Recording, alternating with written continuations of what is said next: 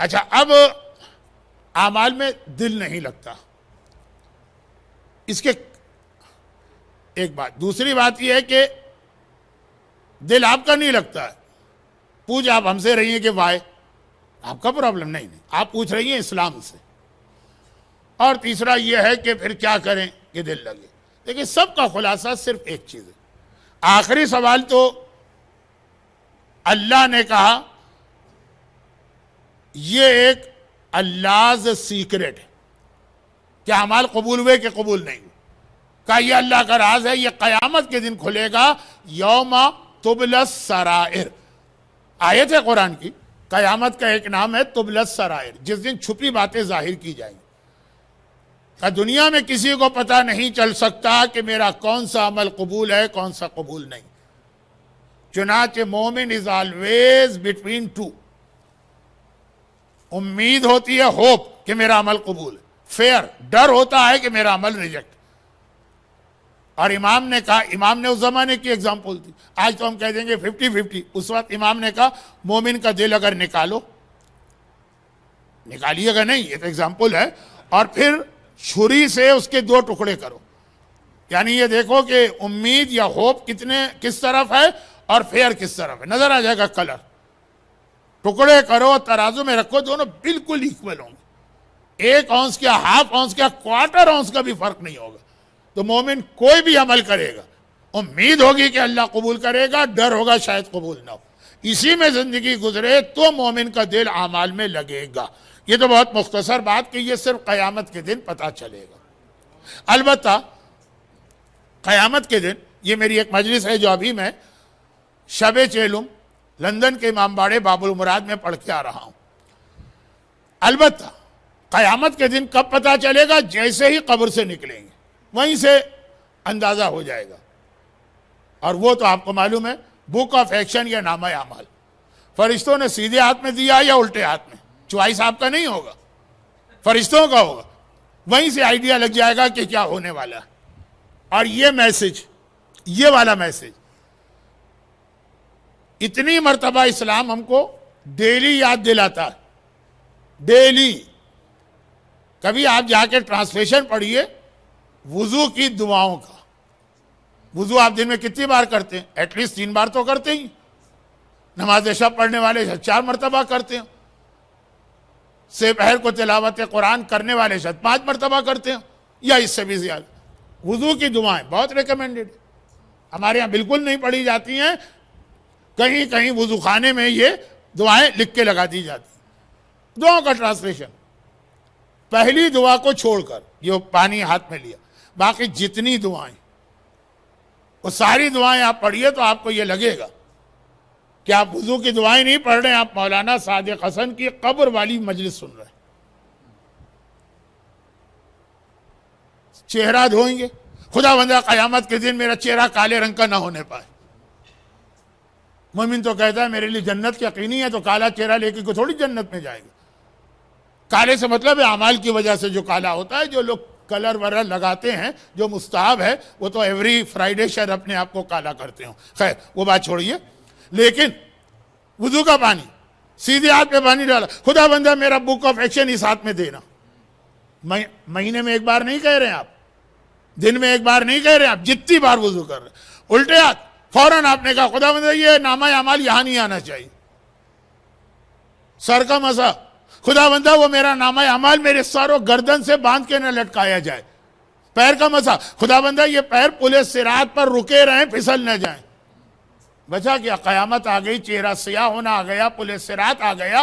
روزانہ جتنی بار وضو کریں گے اتنی بار اسلام آپ کو یاد دلا رہا.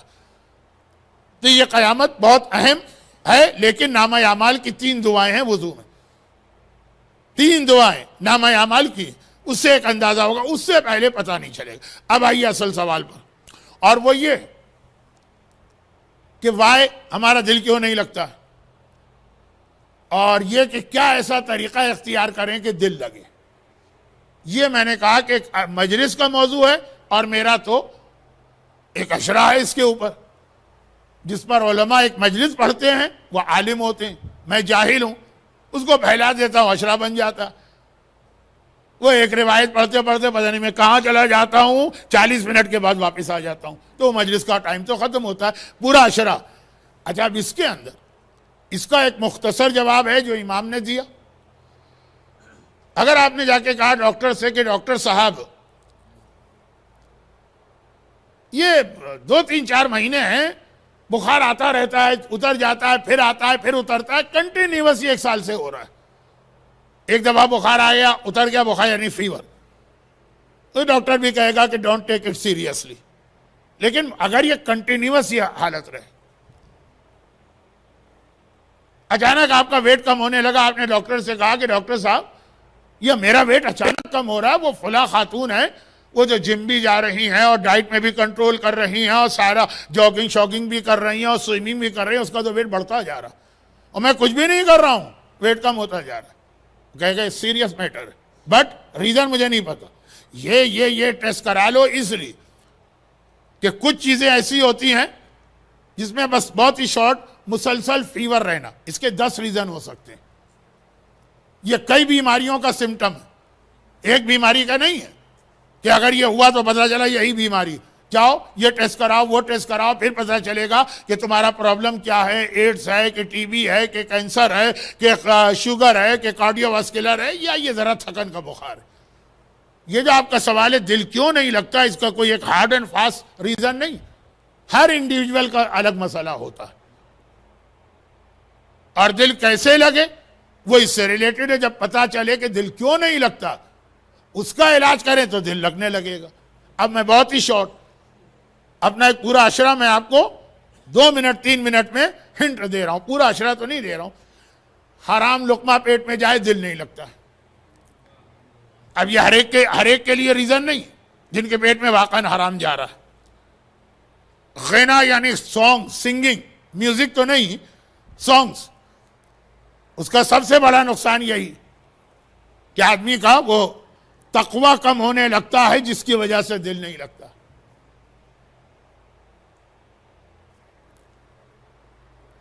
تیسری چیز جو سائیکالوجیکل ہے، شک، جب آدمی ڈاؤٹ میں مبتلا ہونے لگتا ہے، پتہ نہیں اللہ ہے کہ نہیں، جنت ہے کہ نہیں، جہنم ہے کہ نہیں، یا کنفرم ہو جاتا ہے کہ جنت ہے جہنم ہمارے لیے نہیں ہے، دل لگنا بند ہو جائے۔ ایک اسٹوڈنٹ کو ایگزام سے پہلے پتہ چل جائے کہ تم ایگزام میں اپیئر ہو کہ نہ ہو، تم تو پاس ہو سب سے زیادہ تمہیں نمبر ملیں گے۔ یہ کہاں پتہ چلتا ہے؟ یہ انڈیا اور پاکستان میں پتہ چلتا ہے جہاں آپ رشوت اور برائبری دے کے سب کچھ کر سکتے ہیں 100%۔ وہ کیا نہ محنت کرے گا، نہ پڑھے گا، نہ ایگزام میں جائے گا۔ تو اگر یہ یقین ہو گیا کہ جنت ہم کو جنت ہی جنت ہے جہنم نہیں ہے، دل نہیں لگے گا عمل، بھائی پھر کیوں نماز پڑھے؟ یہی 8ویں امام نے اپنے چھوٹے بھائی کو ایڈوائس کی تھی۔ آج 2 واقعات 8ویں امام کے آ گئے اشارتاً، لیکن آ تو گئے نا، یعنی کچھ مجلس کا بھی اسٹائل ہو گیا۔ یہ جو میری چھوٹی چھوٹی سپیچز اس آج کی مجلس میں تھے، کلپس، ان کو جمع کرے تو 20 منٹ کی تو مجلس میں پڑھ چکا ہوں۔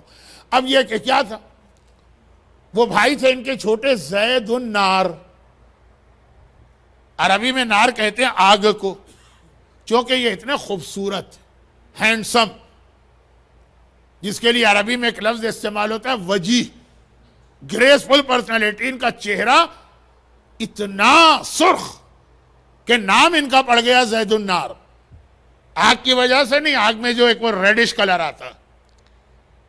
اور یہ جہاں بیٹھتے ہیں جملہ کہتے ہیں، یہ آپ کو سنانے کا واقعہ نہیں، یہ سادات کرام کی مجلسوں میں پڑھتا ہوں، اور اسی لیے وہ مجھ سے مجلس نہیں پڑھواتے ہیں، وہ ایک الگ چیز ہے۔ تو خلاصہ یہ کہ بھئی ہم اولاد رسول ہیں، سید زادے ہیں اور فرسٹ جنریشن کے۔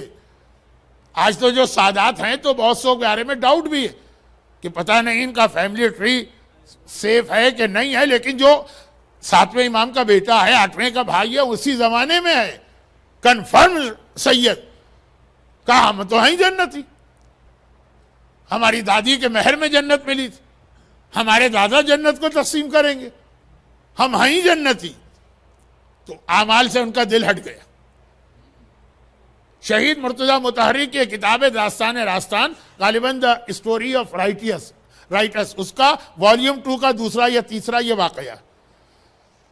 تو اب امام کو پتا چلا آپ کا بھائی، مائیں الگ تھیں لیکن بہرحال ہیں تو باپ ایک ہی، موسوی سید یہ باتیں کہتا پھرتا ہے. جب دل ہٹ گیا اعمال سے، نہ نماز نہ روزہ، یعنی کر بھی لیتا ہے نہیں بھی کرتا، جب کرتا بھی ہے تب بھی دل کہیں اور.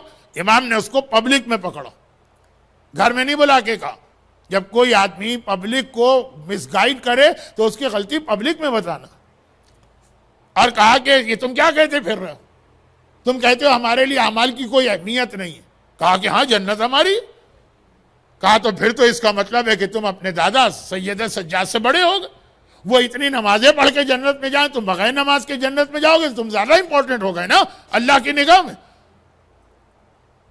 پورا واقعہ وہاں پڑھ لیجیے گا، 40 منٹ کا واقعہ. لیکن جس میں امام نے بتایا عمل سے بے رغبتی دل کیوں اچاٹ ہوتا ہے. یہ جو ہمارے یہاں سب کی بات نہیں کہ میں نے کہا کچھ لوگ حرام کھاتے ہیں اس لیے، کچھ لوگ سانگز یا خینا میں بہت زیادہ بزی ہوتے ہیں اس لیے، کچھ لوگ اتنا بلیو نہیں رکھتے جنت و جہنم پہ اس لیے، کچھ لوگ زیادہ بلیو رکھتے ہیں جنت پہ کہ جنت تو ہے ہی ہمارے لیے، کوئی شک نہیں. وداؤٹ انٹرنس انٹو جہنم ہر مومن کو جنت ملے گی، یقینی بات. مگر ہم جہنم سے ہو کے جنت میں جائیں گے اگر گناہ گار. یقین ہو گیا جنت سے، دل ہٹ جائے گا اعمال سے. کیوں کریں اعمال بھی کر لیں گے کبھی کبھی، لیکن روز کیوں کریں. تو خیر یہ دیکھیں بہت سارے ریزن، اور ان میں سے ہر ریزن ایسا ہے کہ نہیں جس پر ایک مجلس آرام سے پڑھی جا سکتی، اشرا بنتا. تو اب خلاصہ یہ ہے کہ ایک ریزن نہیں ہوتا اعمال سے توجہ ہٹنے کا. اور پانچویں چیز تو ہے جو ان سب کے اوپر سپر سیڈ ہے، اور وہ ہے شیطان. شیطان جو ہے وہ آدمی کے دل میں اعمال سے رغبت کو کم کرتا. تو اب آپ کہیں گے کہ بھائی حرام تو سمجھ میں آ گیا، چیک کریں گے اپنے پیسے کو، حرام ختم کر دیں گے. گانے بجانے سمجھ میں آ گئے، ٹھیک ہے بند کر دیں گے. جنت جہنم سمجھ میں آ گئی، زیادہ ان کے حالات پڑھیں گے یا ایسے علماء کی مجلس میں جائیں گے، بلیف بڑھتا رہے. یہ شیطان کا ہم کیا کریں؟ یہ تو اللہ کا پیدا کیا ہوا ایک مسئلہ ہے.